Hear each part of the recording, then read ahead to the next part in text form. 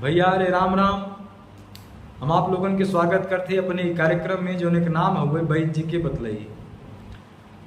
अपने ई कार्यक्रम में हम रोज अलग अलग विषय पे चर्चा करी थे कुछ आप लोगन के साथ, कुछ आप लोगन का मन हम समझे के प्रयास करी था और हमारा मंतव्य कुछ आप लोग समझे के प्रयास करत थे। एके बदे आपके बहुत बहुत बधाई, बहुत बहुत साधुवाद बा हमरे ओरी से।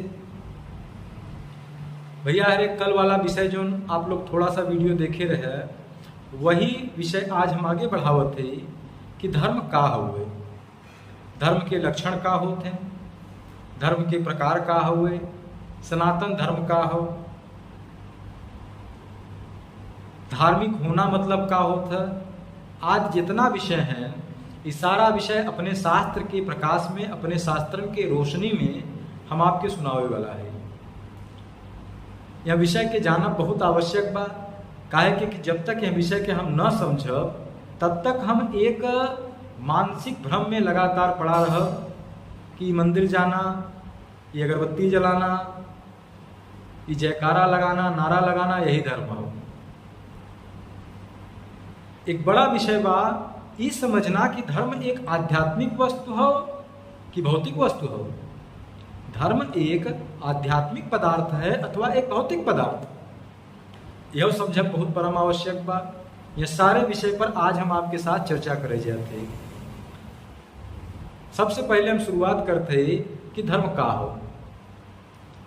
देखें, धर्म के विषय में एक विशेष बात कही गई बा, एक विशेष परिभाषा कही गई बा कि धार्यत इति धर्म है। जौने का धारण किया जाए वो धर्म हुए। अब धारण के था कर मनई तो धारण किए बा कपड़ा करना, ई माला पहने बा, कपड़ा पहने बा, यही धारण किए बा नहीं। धारण करना मतलब पहनना नहीं होते।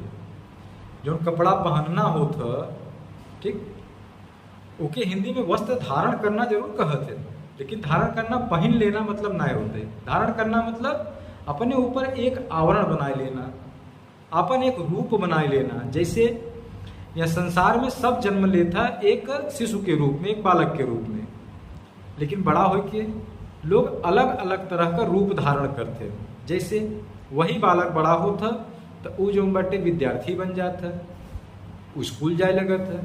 वही बालक बड़ा बनता तो वो आवारा हो जाता, घूमे टहरे लगत है। वही बालक बड़ा बनता तो डॉक्टर, इंजीनियर, वैज्ञानिक, किराना वाला, जनरल स्टोर वाला, समोसा वाला, अलग अलग तरह के रूप लोग बनावत हैं। यही आप रूप धारण किए है, एक कहते हैं धारण करना। जौन आप काम करत है वही कार्य के ही आप अपने ऊपर धारण कर लिए है। एक चिकित्सक के लोग कहते हैं ना फलाने डॉक्टर हैं, एक अध्यापक के लोग कहते हैं ना फलाने मास्टर, उनका नाम तक लोग नहीं लेते हैं। काहे कि वो चिकित्सक होना या अध्यापक होना ये रूप धारण किए हैं। अब धर्म का होता जौन तो धारण किए हैं वही धर्म हो। अगर क्यों अध्यापन का कार्य करता, अगर क्यों टीचिंग का काम करता तो ओके बदे अध्यापन या ओकर अध्यापक होना ही धर्म हो। जौन आप धारण किए हैं वही आपका धर्म हो। आपके धर्म करे बदे अलग से धार्मिक होने का आवश्यक नहीं बैठे। जौन चीज की धार्मिकता के रूप में आज दिखाई जाता, समझाई जाता आपके, वास्तव में संस्कार और संस्कृति है। मंदिर जाना, विभिन्न प्रकार के कर्म कांड करना, ये बड़ा हिस्सा आपके संस्कार और संस्कृति का हो। अब हम कैसे पहचान करी कि कहाँ धर्म हो कहाँ नाय हो। और एक रेड़ी लगावे वाला, एक फल बेचे वाला, एक चिकित्सक, एक अध्यापक, एक वैद्य,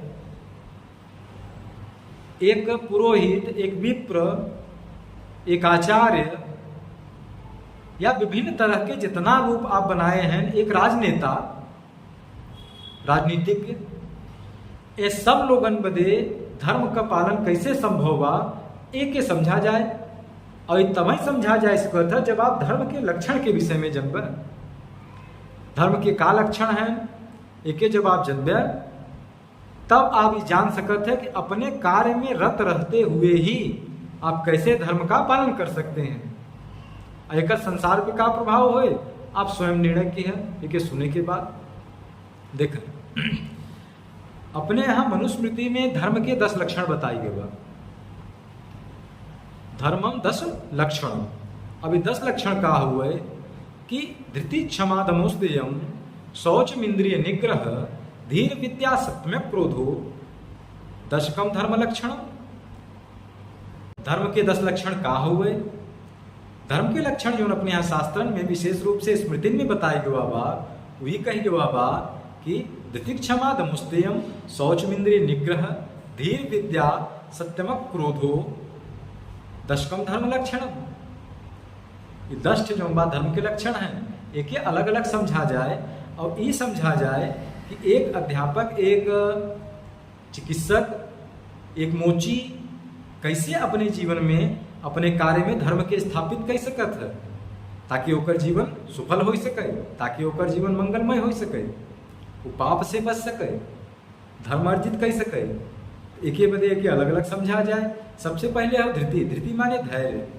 क्यों भी व्यक्ति कोनो काम करता यदि ओके अपने काम में धैर्य बा, यदि अपने काम में धैर्य बा तो इजानक धर्म का एक लक्षण यहाँ उपस्थित बा। दूसरा क्षमा। जे तोहरे ऊपर अपकार करे, जे तोहे पीड़ा दे, जे तोहे कष्ट दे, ओकरे ऊपर भी उपकार करना, यह हुए क्षमा। जे तोहे तकलीफ दे तेके बदे भी ईश्वर से प्रार्थना करना कि हे ईश्वर ओकर कल्याण हो, यह क्षमा। दम। दम शब्द आप लोग सब लोग जानत होगा बल।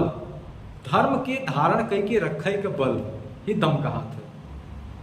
धर्म के आप कितना देर अपने ऊपर धारण कर सकते हैं, यानी इस सत्कार इस सत्कर्म आप कितना देर कर सकते हैं जीवन में, यही के दम कहते हैं। राजा हरिश्चंद्र आज का जो उदाहरण दिया जाता है वो दम का ही दिया जाता है।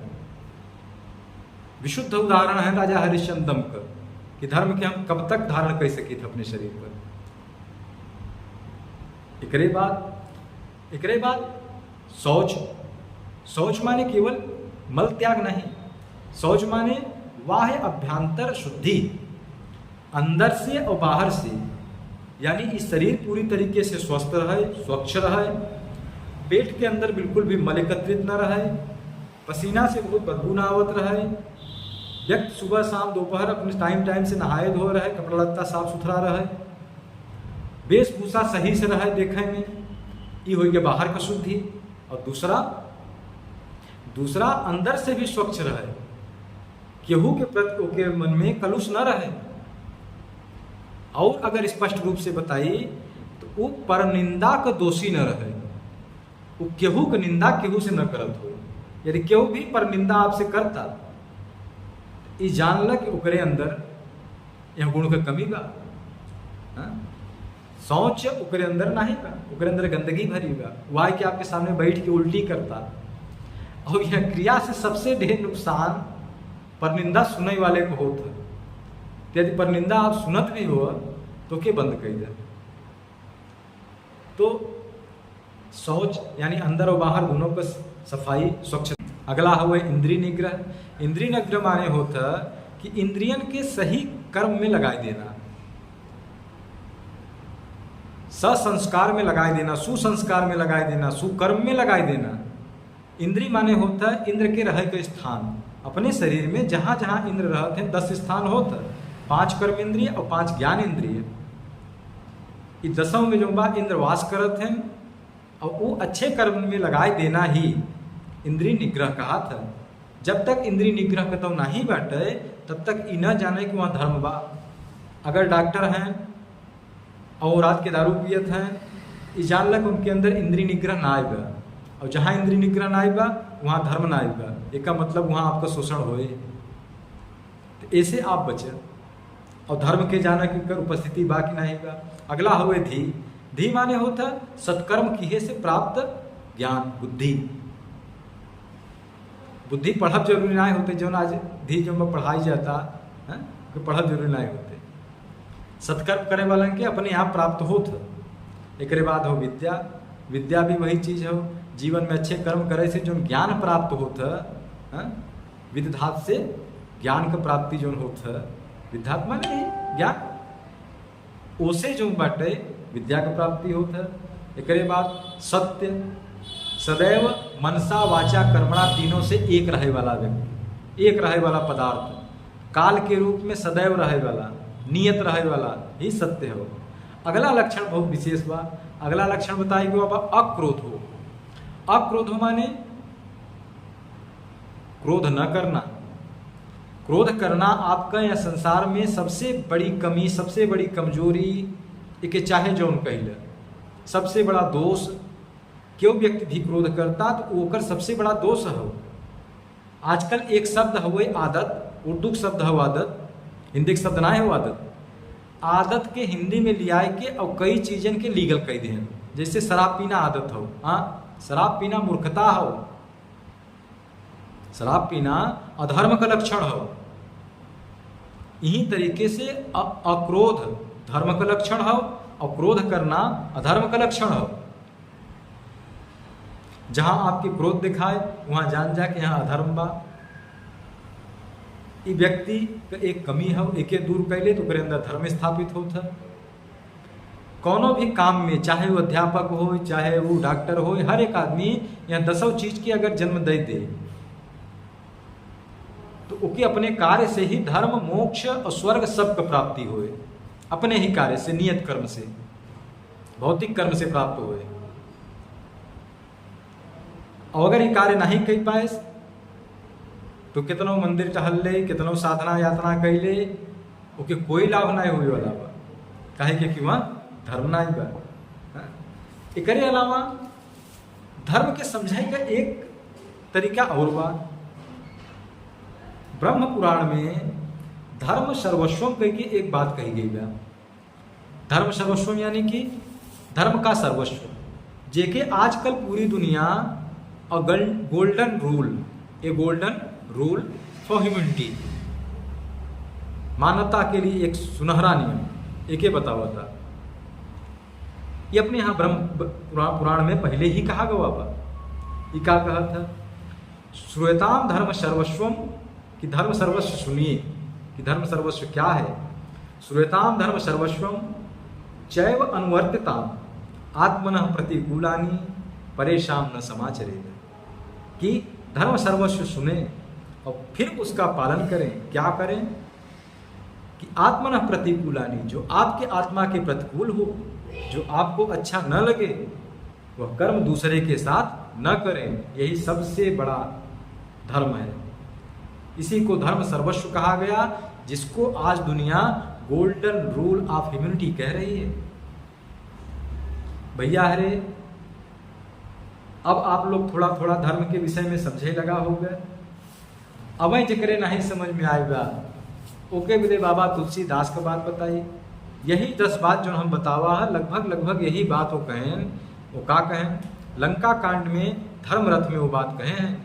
वो कहें, सुनो सखा कह कृपा निधाना, जेहि जय होई सिनंदन आना, सौरज धीरज तेहि रथ चाका, सत्यशील ध्वज दृढ़ ध्वज पताका।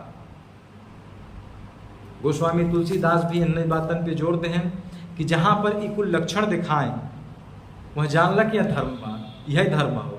अगली बात, धर्म आध्यात्मिक वस्तु हो, भौतिक वस्तु हो। भैया जब लक्षण कुल भौतिक हैं, लक्षण कुल ऐसा हैं जो उनकी आपके आध्यात्म तक पहुंचावे वाले लक्षण हैं, आपका आध्यात्म तक का मार्ग प्रशस्त करे वाले लक्षण हैं, और लक्षण कुल भौतिक हैं।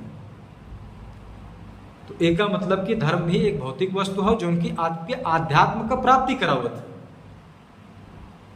आध्यात्म के ईश्वर की प्राप्त करे के मार्ग हो धर्म। धर्म वास्तव में कर्म हुए। जैसे पाप और पुण्य कर्म हो, वैसे ही धर्म और अधर्म कर्म हो। पाप से अधर्म का प्राप्ति और पुण्य से धर्म का प्राप्ति होता है। और पुण्य कर्म का है? यही है जो ने के लक्षण के रूप में बताई गया बा धर्म का, कि सदैव धर्म के साथ टिके रहना, खड़े रहना, दम, किसी से चोरी न करना, किसी से झूठ न बोलना,